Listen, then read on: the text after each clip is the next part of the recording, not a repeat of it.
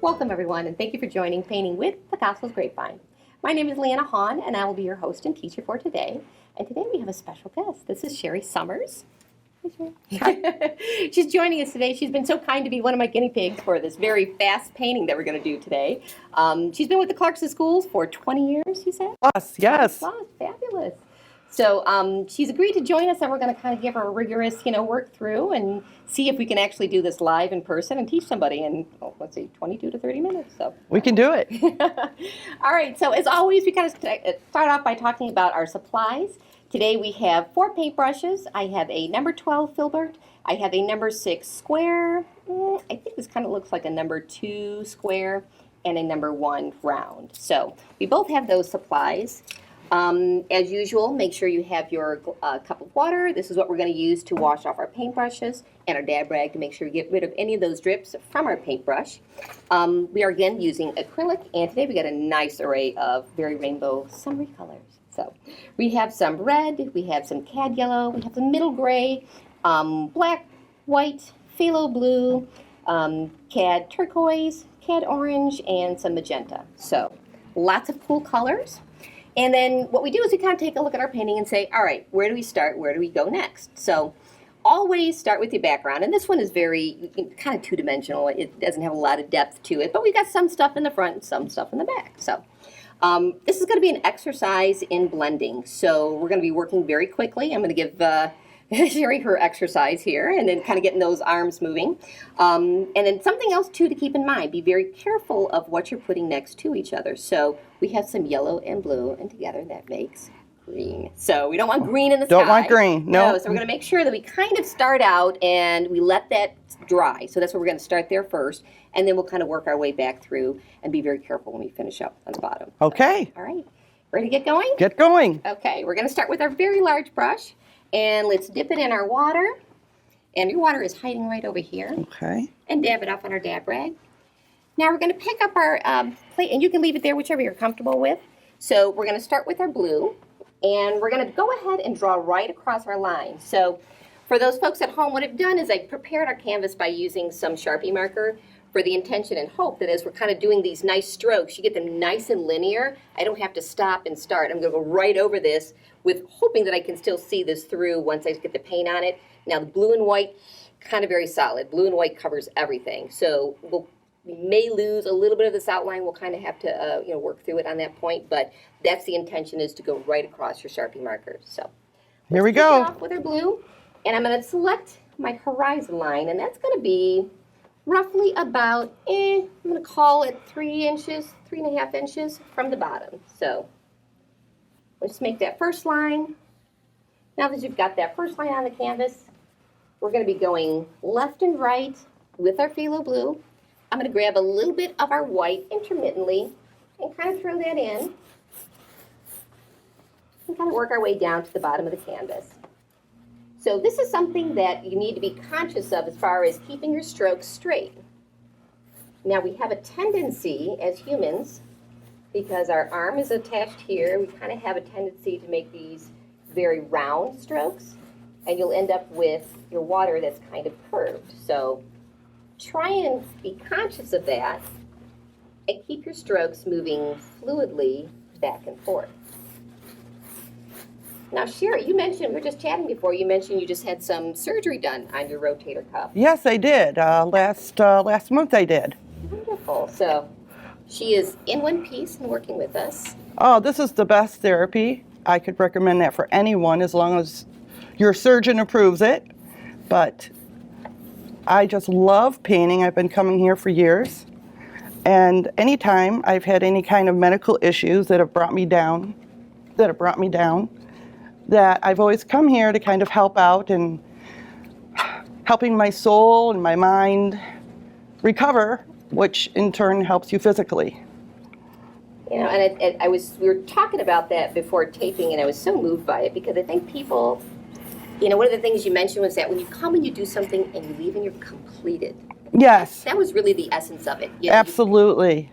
You can't control how your recovery is going, but you can control what you do here. And it does a lot for reinforcing your positive image, your self-being, and then that translates into a healthier Inside, body. yes. Absolutely. You could go to PT every day and you may not see results.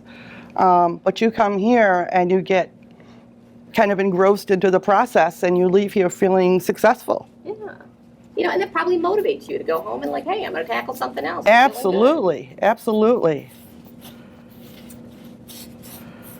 So as a gentle reminder, these canvases are wraparound canvases. So if you are looking for the option to be able to hang this on your wall and not have a little frame around it, make sure that you wrap your paint around the canvas.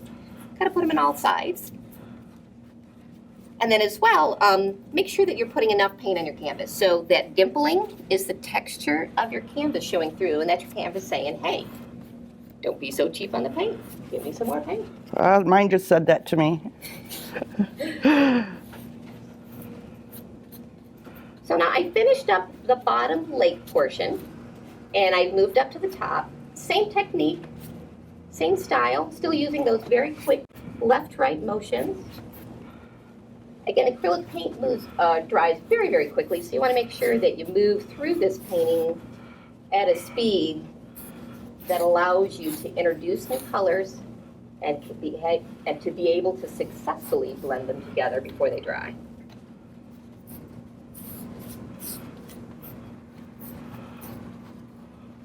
As well, you'll notice I put some paint on the canvas. The first few strokes are just kind of getting it on the canvas. Then I'll go through and kind of clean up my strokes. So doing this nice broad left, right, so you don't see any stops and starts in your painting. Now, while Sherry's kind of catching up with me, I'm going to go ahead, wash this off in our water. And what I'm going to do is move into our next color, which is kind of a pink. Now, the technique in getting these two to blend together without actually looking like just a solid rainbow is to add your color here, back up into the color above it, and then continue down. So you're going to get some of that blue blending into the pink, and that's good. That's kind of what we're looking for. How's this? Perfect. Very nice. Is there something you could say I should do differently? I would give it some nice quick left rights just to even out any of your stops and starts. Awesome. Very nice. And now move on? You got it.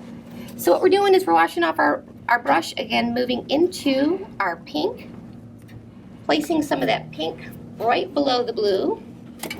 Now pink is a very translucent color, so you may need to grab some of your white just to make it cover, and you think, oh, well, I don't want it super pink. Go back over it again with your dark, and you can kind of darken it up. So we're going to start by applying it, then moving up into the blue. Do I use the same brush? You got it. Okay.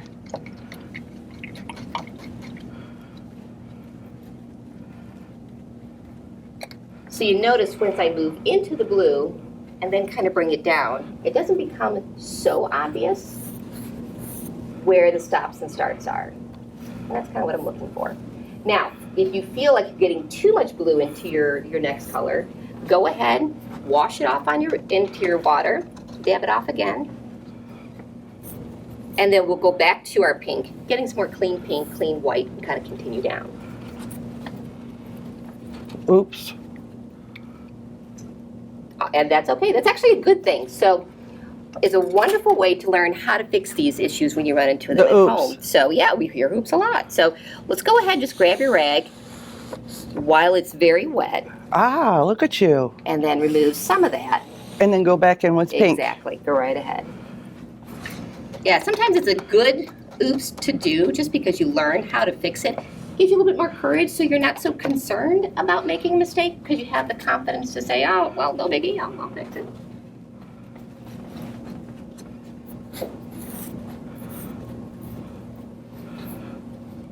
All right. So I'm going to go ahead and transition into my orange. So I'm going to go ahead, wash that off one more time, dab it off on the rag, staying with the same paintbrush, grab some of my orange, and start applying that.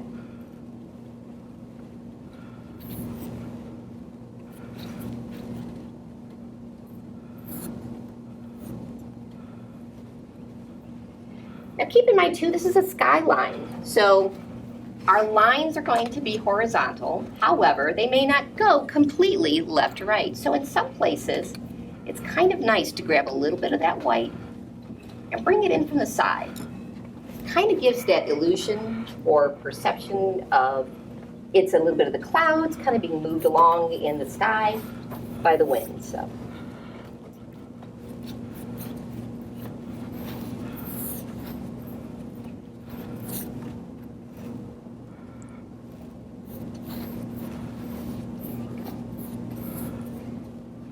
Now for you folks at home, make sure you step back.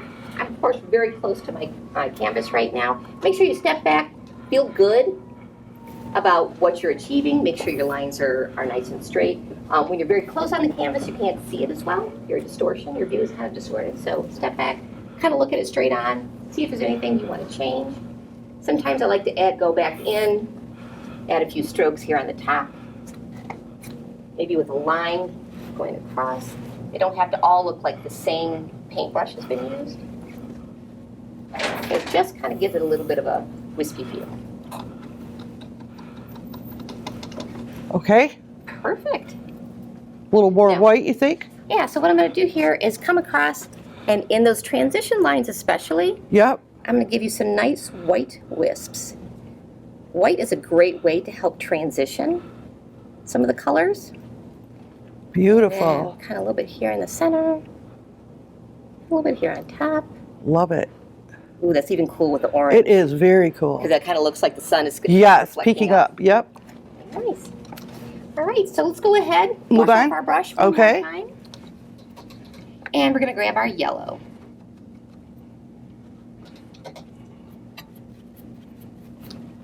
And I like how the yellow and the orange transition. They have a beautiful complement. So allow that to come down a little further into your painting. Now, are you mixing your yellow with any other color or just yellow? I'm not. I'm just grabbing my yellow, and when I place it underneath the orange and go back up into the orange, that's where I'm getting a nice combination of the Okay, beautiful.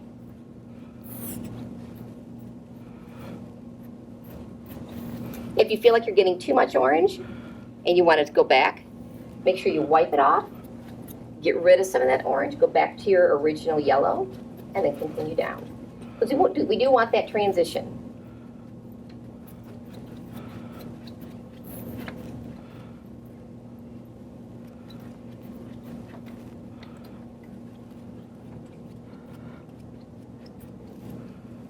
And as well, I'll even grab a little bit of that white again. Love the white. Throw it in a few spaces here and there. What is so great about this is you don't have to be an artist. Oh, absolutely. I think a lot of the challenge and the intimidation is people don't know where to start, where to go. So with somebody kind of guiding you through step by step. What I like, that's what you do. You break it into steps so you're not overwhelmed with looking at a painting and thinking, oh my God, now what? Now what? Absolutely.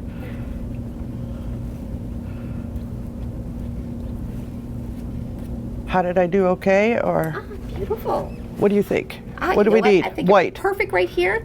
Wash off your brush and then get some yellow just by itself, and then we'll kind of start bringing that up. Gotcha, Like okay. nice and light. And what I like is you always have, at least the classes I sign up for, you have a facilitator. And Very much so. when you have questions, you're not in the dark. Absolutely. That's kind of what we're here for. Now, what I'm doing right here is I'm kind of starting my transition to that blue line. That's that dangerous, oops, I don't want to end up with green. So very carefully, I'm adding some white into the yellow to make it very, very light. And I'm kind of dancing that delicate line, going as close to without actually touching it. Because even if it is dry, by applying some wet paint underneath it, first off, we know it's not very dry if it is dry. Are you using the same brush? Exactly. I'm just using the same brush, and I'm using the tip of the brush kind of to make it a very, very thin line to go right on top of that blue or next to that blue. So we're going to get it nice and close.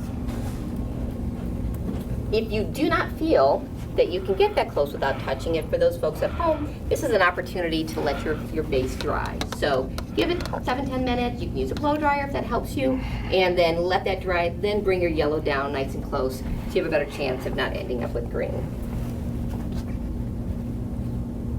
Nice. All right. So again, before we go on to the letters in front of us, take that step back, take a look. Does it look right? Do you need to add anything to it? I may throw in a few strokes of white again. Always love that. And I'm even going to grab just a hair of red. And just kind of throw in a little bit here and there. Again, I'm using the tip of my brush, same brush, but just going very lightly. I think I did a little too much orange. Oh, and that's fine. How do I fix that? Well, at this point, again, kind of moving back to Yep. your little, the rag method Yep. is the best. Go ahead, clean that Look off. at you. In one fell swoop. There you go. And actually, That looks pretty good. That actually doesn't look too bad. I did that on purpose. Kind of smooth out some of that that texture there I created, and you're actually looking pretty good with that, so not too bad. So while Sherry's kind of fixing that out, I'm going to talk about our letters. So again, typically you would let this dry just so you have a nice dry background to start on. We're going to move through this and kind of just be conscious of the fact that some of it will blend. So I'm going to grab my very square brush, and we're going to start by adding some of that middle gray. So if you can see, this is kind of an ombre effect. It's kind of a swishing down. We start with the gray, and then we let the black kind of meet each other in the middle. So I'm going to go with my square brush and just go. Did you wet it first? I did, yes. So we always kind of wake up our brushes, dab them in the water, dip them in our dab rag to get any water drips off. Now right now I'm getting a kind of blended feel because my background is not dry. So I'm gonna go ahead, get it going with some gray here. I like this nice square brush. Helps me make these letters a little bit quicker, easier. You have a really nice H. Well, thank you. Mine You have a lovely M. my H isn't as pretty as your H. So I'm just kind of following the original here. I'm going down to the M, the bottom of the M, and working from the bottom up.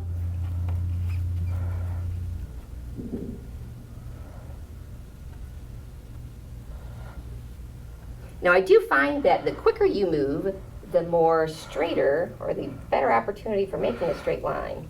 So people who go very, very slow, your hand is just going to, by nature, start to shake. So if you can get a little confident and just go with it, a quicker line is a straighter line.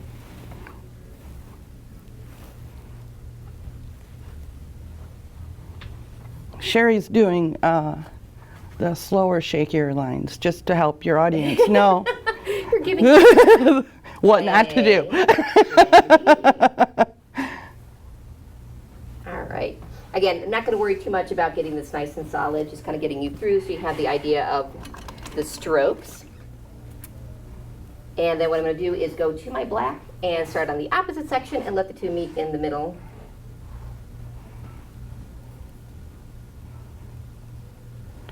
Yeah, Sherry's letters are not so good. Well, here's where you kind of have to play a little bit. Play with the brush that you're using. Find brushes that work best for you for each type of technique.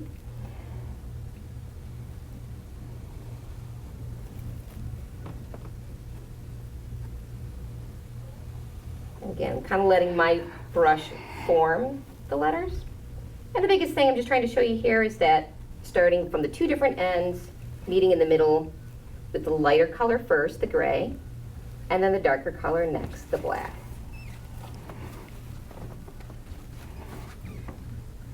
Now I will give you all a nice little tip on how to fix fat letters. You want to use mine? So mine got a little fat too, so nobody's perfect here. But what I do is I grab that tiny little brush, I grab some white, and I just make some very loose lines.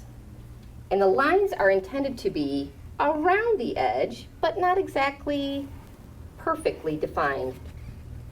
It's intended to give your eye the border, but not necessarily draw your eye to the form. So it implies to the viewer that it is a loose line, and it's okay that it's not completely straight. Now for the black, you use the same brush? Absolutely, yeah. Okay. Yeah. So this just kind of gives you an idea of how to take some letters that are perhaps not exactly straight or perhaps not exactly even. Like mine? Yeah, I just kind of create some messiness around it. It kind of distorts your eye's perception of the edge. And then last but not least, we'll go into our Michigan. I'm grabbing our, let's see, I'm gonna go with this tiny little square brush. Grab some of the turquoise. That's just kind of filling in. Again, right now, I am not gonna complete this painting today because we have a very wet background, but just kind of gives you the start off for it. So you see what we have, our goal here is to make sure this is all solid. Definitely at home, let this dry, give yourself some time. Once it's dry, the two colors won't mix and you'll be able to get a nice solid color, a coloring in of that Michigan. So you've done a wonderful job. And she's kept up. So thank you, Sherry, so much for joining us Oh, today. it's been a pleasure. I'm glad you enjoyed yourself. If you have any questions on how to create one of these fabulous paintings, or you even like to join us like Sherry did today, send us an email to info@picassosgrapevine.com. Thank you for joining us.